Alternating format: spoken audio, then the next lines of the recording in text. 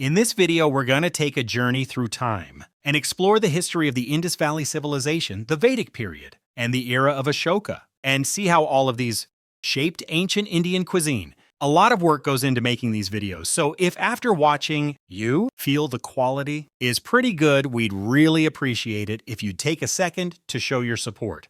I'm giving a deep bow to all of you on the other side of the screen as a way of saying thanks. When you think of Indian food, what's the first thing that comes to mind? Is it a thick, yellow, muddy-looking paste mixed with rice? Or maybe that mysterious, clean and hygienic drink that has you running to the bathroom, but just like the stereotype foreigners have about Chinese food, being loaded with MSG. We also have some pretty big misconceptions about Indian cuisine. From the hot, noisy alleys of South Asia to the banks of the Ganges blessed by the god Shiva, Indian food has a rich history that's been passed down for millennia, constantly evolving. Throughout its history, religious reforms, diverse ethnic groups, and a revolving door of kingdoms and conquerors have all influenced what the people of India scoop up and shape with their right hands.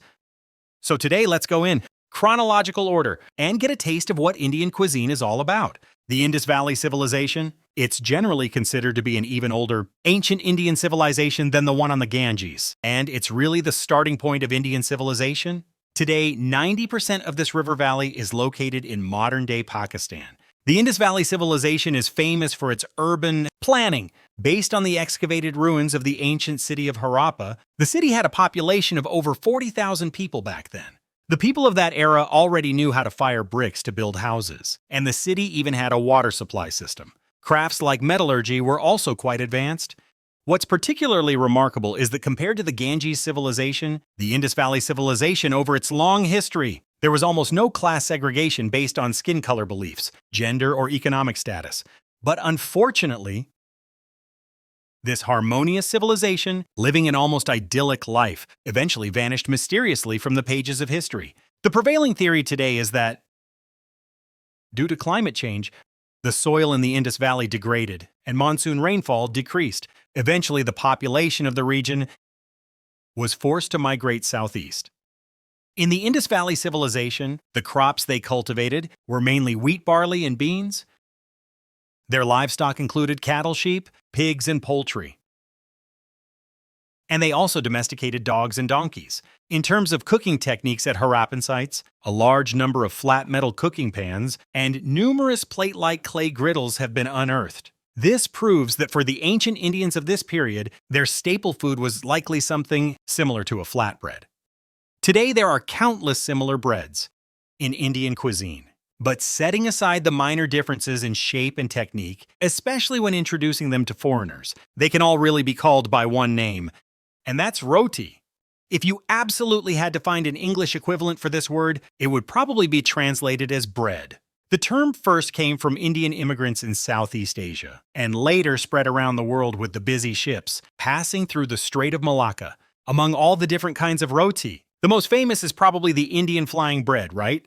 This is a type of bread, made mainly from wheat flour, with various other ingredients, which is then mixed with water to form a dough. And this is where you have a choice to make. Do you want a thinner bread? Or are you going for a better texture? If it's the former, so you roll out the dough, toss it, and spin it in the air. Then you slap it onto a wok-shaped pan and you're done. This kind of flatbread can be made incredibly thin. It's probably better suited for pairing with certain specific dishes. But if you're after a better texture, then you have to roll out several pieces of dough and brush each one with oil. After that, you stack them all together to make one big multi-layered ball of dough. You usually can't toss this kind of multi-layered dough. You can only rely on rolling it out. After rolling it out, you also cook it on a wok-shaped pan. The final product of this flying bread can be separated into multiple layers inside. The outermost layer is light golden and crispy, while the inside is soft and chewy, but still clearly layered. I was in Singapore, at a restaurant run by an Indian family, and I had this kind of flatbread once. Let me tell you, it was incredible. You could eat a whole plate of it plain, no problem. After the Indus Valley Civilization faded away, ancient India's main cultural center shifted to the Ganges River basin, located in northern India. The Vedic period became the main act in ancient Indian civilization. But during this time, due to the continuous influx of Aryan people, it brought corresponding changes to the diet of ancient India. Since the Aryans were an ancient nomadic people, dairy products in their diet held an extremely important place. And northern India is relatively hot and dry. So some methods for processing dairy products that could extend their shelf life. Processing methods were widely incorporated into ancient Indian eating habits. The main examples of this are probably ghee and yogurt. Ghee, to put it simply, is a product made by heating milk. It's a concentrated, clarified version of liquid butter. If you have some real butter on hand, then if you continue to heat it, you can eventually get ghee. Properly processed ghee in hot weather can be kept at room temperature for several weeks, while butter would have spoiled long ago under the same conditions. And compared to the prominent sweet and milky flavor of butter, ghee has a richer, more full-bodied flavor. If we were to use people as an analogy, butter would be like one of those pretty boy pop stars who sings dances and raps, while ghee is like a rugged old man weathered by time. Ghee was once the most widely used oil in India until the 1970s. Oil suppliers from Europe and America, in an effort to sell their own products, launched a series of marketing campaigns to smear ghee's reputation. They had all sorts of experts come out and endorse them, blaming ghee for a whole range of issues, including obesity. But really, it was all just a ploy to promote their olive oil. But what's ironic is, in supermarkets on their own home turf in Europe and the US, ghee is now being rebranded as a nutritious and healthy type of oil. The very same product that was once dismissed as worthless is now hailed as a top health food in a different place and sold at a high price in the most prominent spot in the store. So you can't really figure out what these so-called experts are actually up to. Basically, they're just stirring the pot on both sides, each with their own narrative to persuade the locals. Anyway, the message is always that whatever you're currently eating is definitely not as good as the new thing they're pushing. As for the benefits of ghee, they throw around some very technical-sounding terms, things like SCFA short-chain fatty acids and CLA or conjugated linoleic acid. Anyway, all these confusing terms, a whole bunch of them pop up every now and then, so I have no interest in actually figuring out what it's all about. If you're interested in the details, you can just search for it yourself. I'm not going to get all academic on you here, but there is one thing that's for sure, and that is compared to olive oil. Ghee is much better for high-heat cooking. Olive oil is really more suited for things like tossing a salad, right?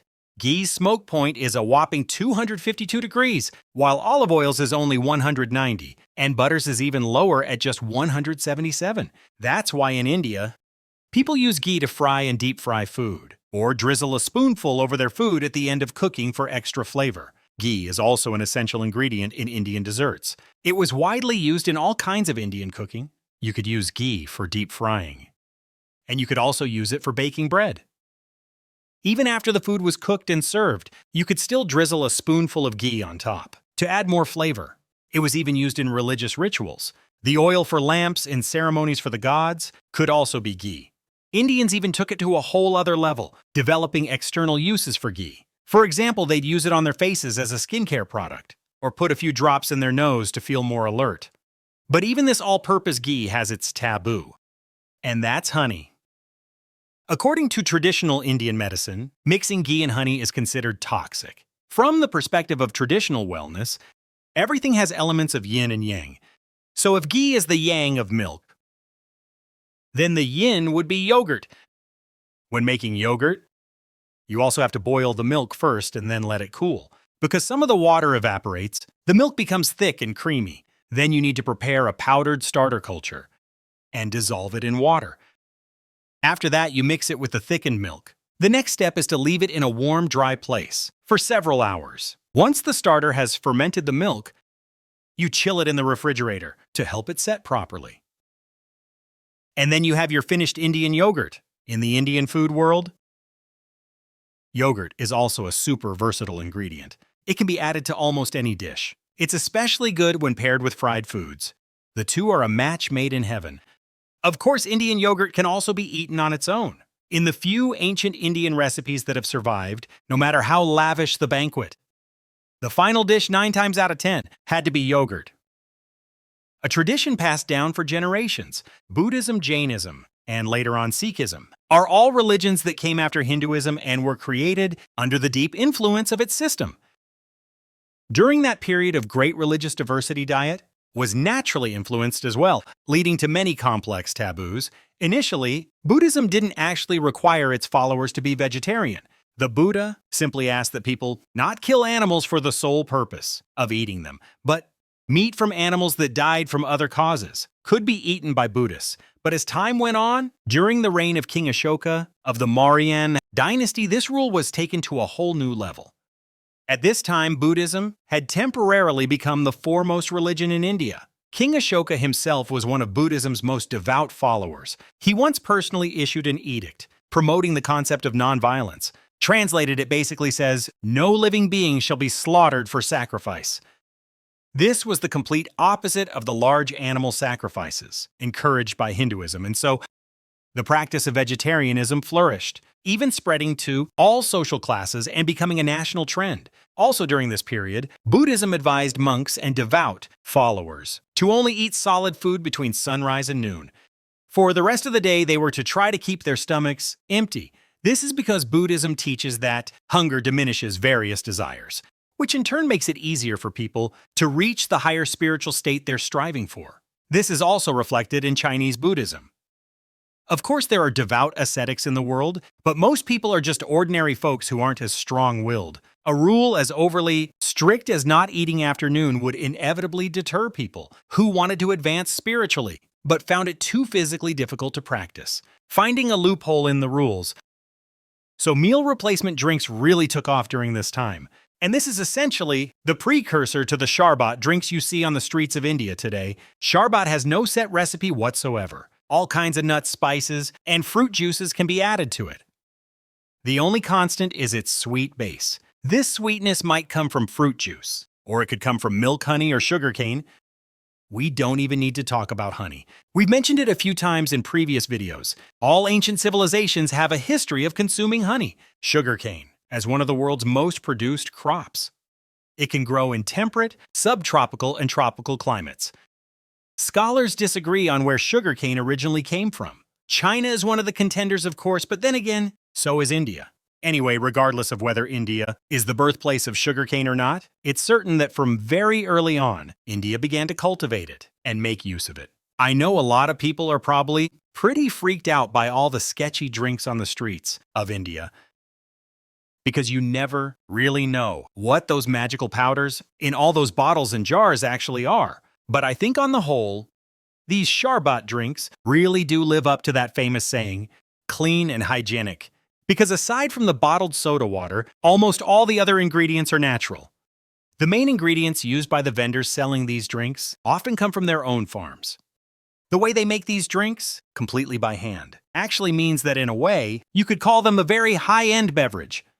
A premium beverage. Just imagine this for a second. If you took the ingredients and the process for making these and put them in a Starbucks or some other drink shop, how much do you think a drink like that should cost you? Charging you over $10 wouldn't be out of line, would it? As for all those stories about people running to the bathroom right after drinking it, I don't think it's an issue with the drinks. Hygiene itself. You have to understand spices themselves are a highly concentrated essence of flavor, and they're one of the easiest things to cause stomach discomfort. Plus, the spice powder in masala drinks isn't heat-treated at all. It's just added directly into the drink. You could say that minimizes the loss of potency, but it also maximizes the kick. If you've never been exposed to it or gotten used to it, then it's definitely going to make your stomach rebel. I know this from personal experience. One time I was at a Thai restaurant and had some authentic tom yum soup. The hygiene at that restaurant was absolutely top-notch. But after I drank that soup, my stomach started acting up in less than 10 minutes. It definitely wasn't caused by the food's hygiene. It was simply because of the spices they added, which I had never had before. It's like you've been building tanks the whole time, and then the other side suddenly sends out a bunch of flying units. The result is obviously a total slaughter, and your stomach just immediately surrenders.